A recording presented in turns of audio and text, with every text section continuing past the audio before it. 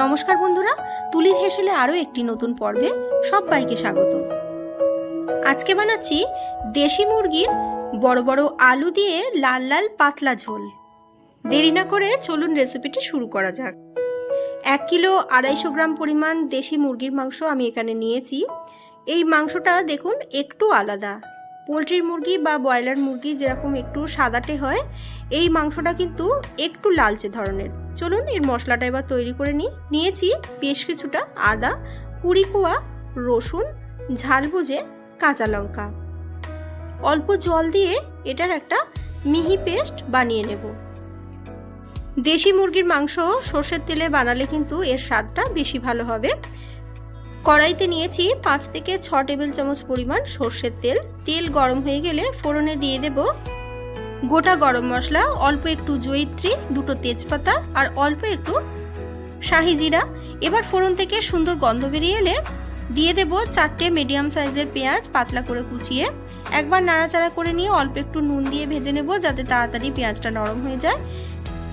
পেঁয়াজটা ভালো মতো ভাজা হয়ে গেলে দিয়ে দেব সম্পূর্ণ মাংসটা দিয়ে খুব ভালো করে 2 মিনিট পেঁয়াজের সাথে আগে একটু ভেজে নেব।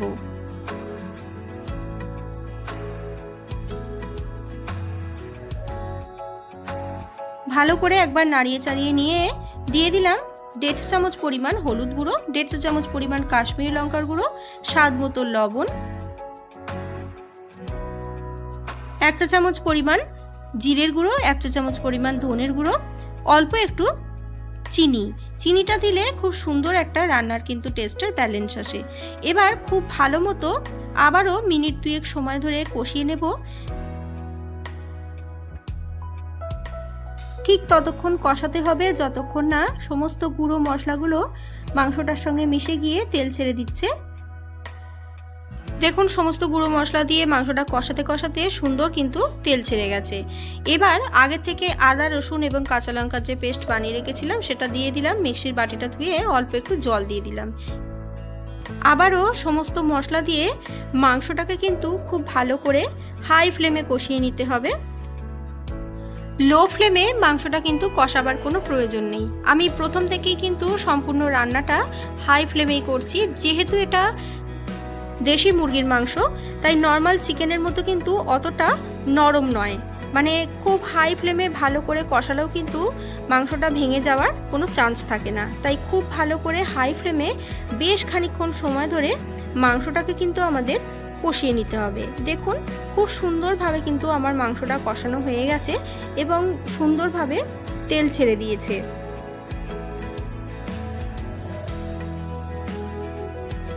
মোটামুটি মিনিট 20 সময় ধরে আমি কিন্তু একইভাবে মাংসটাকে কষিয়ে যাচ্ছি হাই ফ্লেমে।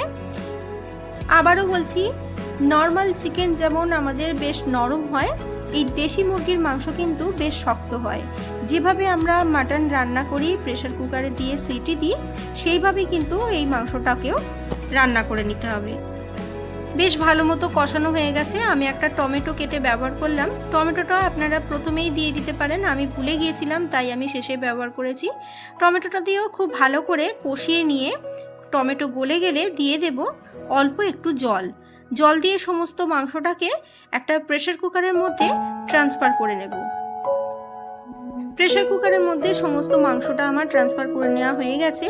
এবার ঝোলের জন্য দিয়ে দিচ্ছি গরম জল। আপনারা যতটা ঝোল রাখতে পছন্দ করেন ততটাই কিন্তু গরম জল ব্যবহার করবেন। অবশ্যই গরম জল ব্যবহার করবেন।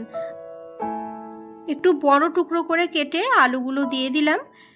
আপনারা আলু দিতে অপছন্দ করলে সেটাও কিন্তু স্কিপ করতে পারেন। ওপর থেকে 3টে চেরা কাঁচা লঙ্কা দিয়ে প্রেসার কুকারের লিড লাগিয়ে দিয়ে হাই ফ্লেমে 4টে সিটি দিয়ে প্রেসার কুকার ঠান্ডা করে নেব। এবার নিয়েছি 4টে ছোট এলাচ, 4টে লবঙ্গ, অল্প একটু দারচিনি। এই গোটা গরম মশলাটা শিলের মধ্যে বেটে নিয়েছি। এখানে আমি কোনো গরম মশলার পাউডার বা ধনেপাতা কিছুই কিন্তু ব্যবহার করছি না, আপনারা চাইলে ব্যবহার করতে পারেন। প্রেসার কুকার ঠান্ডা হয়ে গেলে 1/2 চামচ পরিমাণ গাওয়া ঘি দিলাম। বেটে রাখা গরম মশলা দিয়ে গরম গরম পরিবেশন করুন বড় বড় আলু দিয়ে লাল লাল পাতলা পাতলা দেশি মুরগির ঝোল। এইভাবে একবার যে কোনো দিন যে কোনো অকেশনে আপনার বাড়িতে দেশি মুরগির পাতলা লাল লাল ঝোল বানিয়ে দেখুন। দুর্দান্ত স্বাদ হয়। আমার আজকের ভিডিওটি যদি আপনাদের ভালো লেগে থাকে অবশ্যই ভিডিওটিতে একটি লাইক, কমেন্ট, শেয়ার করে পাশে থাকবেন। আমার চ্যানেলে নতুন বন্ধু হলে চ্যানেলটি সাবস্ক্রাইব করে নেওয়ার অনুরোধ রইল। পাশে থাকা বেল আইকনটি অবশ্যই প্রেস করে দেবেন যাতে আমার চ্যানেলে নতুন কোনো ভিডিও আপলোড করলে তার নোটিফিকেশান সরাসরি আপনার কাছে পৌঁছে যায়। আজ তাহলে আসি, আবার দেখা হবে নতুন কোনো রেসিপি ভিডিও নিয়ে খুব তাড়াতাড়ি। সকলে ভালো থাকবেন, সুস্থ থাকবেন। ধন্যবাদ।